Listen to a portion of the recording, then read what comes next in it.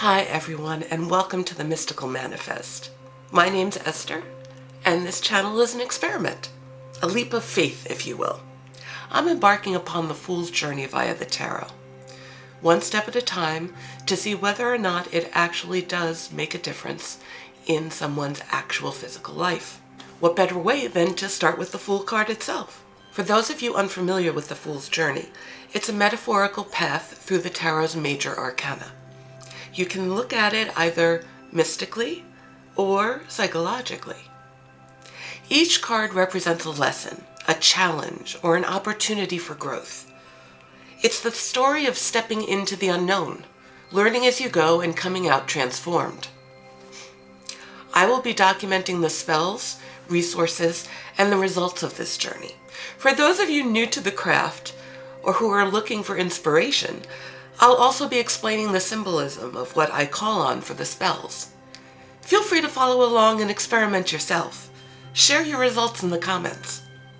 As a resource and inspiration for this journey, I highly recommend that you check out Kippy's Quest on YouTube.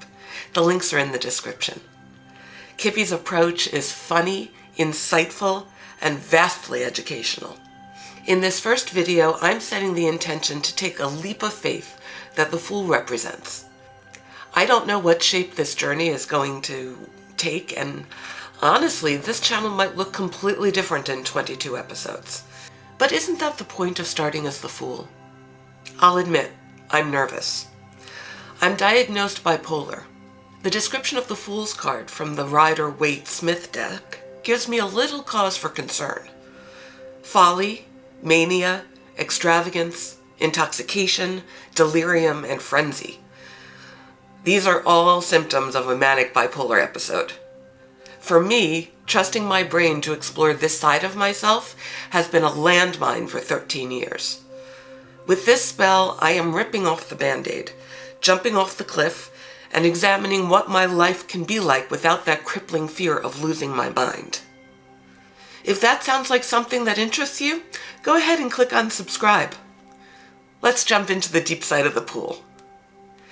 To start off, we're going to create some symbolic items to put on the altar to represent the Fool's journey. We're going to be concentrating on two items, the Fool's bundle and the candle that will be the focus of the spell. First, let's make the Fool's pack. Okay, here we go. Here's my book with my notes.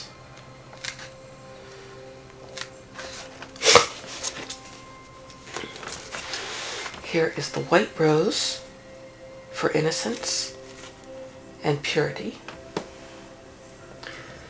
Here is the wand with a medicine bag. I don't know if you can see this, but it does have a turtle on the leather flap. I am going to wrap this around the wand.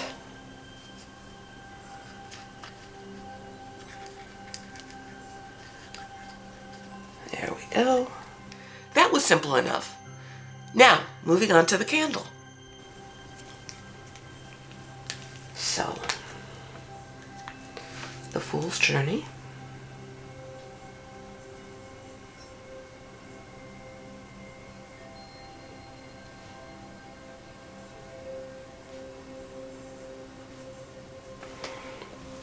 Always run out of space on the bottom. Okay. Let that dry for a minute.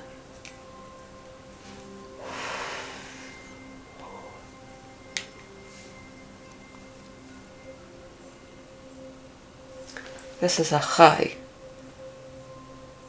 Hebrew for life. Okay, the Fool, 0. 0 through 22 for the major arcana. And I am going to draw the Tree of Life. Okay. We have the pentagram, the chai, the 0 through 22, and the Tree of Life. Do I like the 0 through 22, or do I want to change that? I think I want to change that. tissue. Okay. So, there's the 0. So I think I have it. Fool's Journey on one side. Pentagram, Chai, 0, Air, Aleph, and the Tree of Life. Let's take a closer look at how I've assembled the altar. There's a lot of symbolism floating around here. Maybe a little too complicated, but that's me. Each item on the altar is representative of some aspect or trait that I want to encourage in the spell. We're going to break down what these symbols mean and what they're bringing to the party. Down and to the left you see Ganesha, the Hindu god, remover of obstacles, god of new beginnings. As the bringer of good luck, he is frequently worshipped at the start of new endeavors. He resonates for me as a performer, as the patron of arts. Ganesha is the epitome of intellect and wisdom. Behind him you can see Horus in his falcon form. Horus is the Egyptian deity of kingship. His domain is healing, protection, the sun, and the sky. Around the statue's neck is a sylvan pendant of his mother, the goddess Isis. She is gifted with healing spells, as well as being a guide for the afterlife. Her magical power was legendary, reputedly greater than all the other gods. It was even said she had the power over fate itself. To the right is the Fool's Wand and Bundle, symbolizing all he's bringing on his journey is the untapped collective knowledge of the universe. Then there's the Fool card itself. I'm using a traditional Rider-Waite-Smith deck.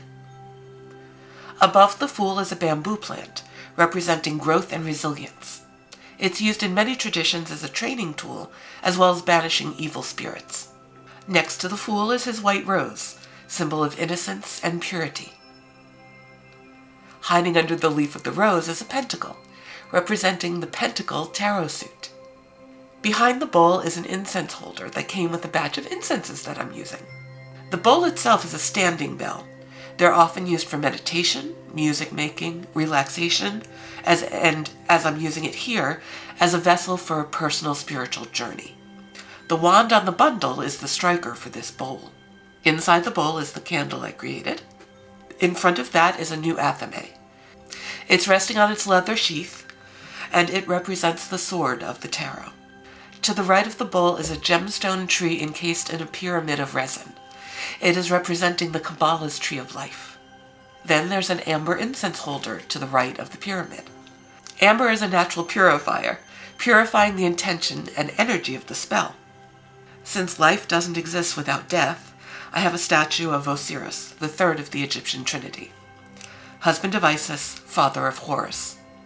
The fertility and agriculture associated with him allows this spell to grow. It's also a resurrection of a sort, my re-emergence into the magical life.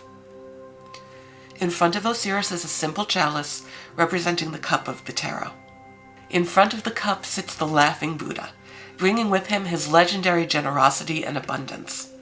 His presence magnifies the positive qualities of wealth and fertility. I'm also hoping he'll share a little humor. Now, back to the spell itself. So I am going to be using my spiritual incense. Okay.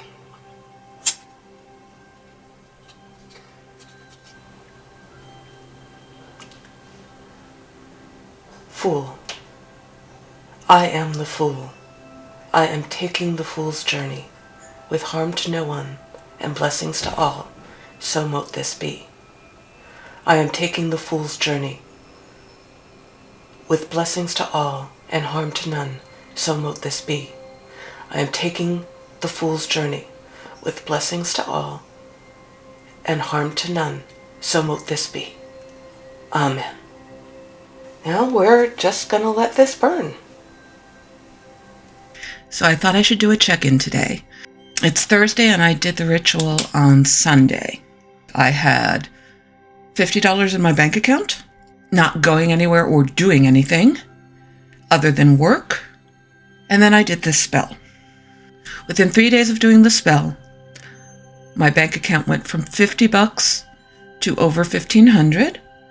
I auditioned for and got a role in my favorite play ever, Neil Simon's Barefoot in the Park. Very excited about that. New opportunities just seem to be showing up. So I think I'm on the right path. We'll find out and see how this goes. It's Sunday afternoon, which means it's time to wrap up the Fool.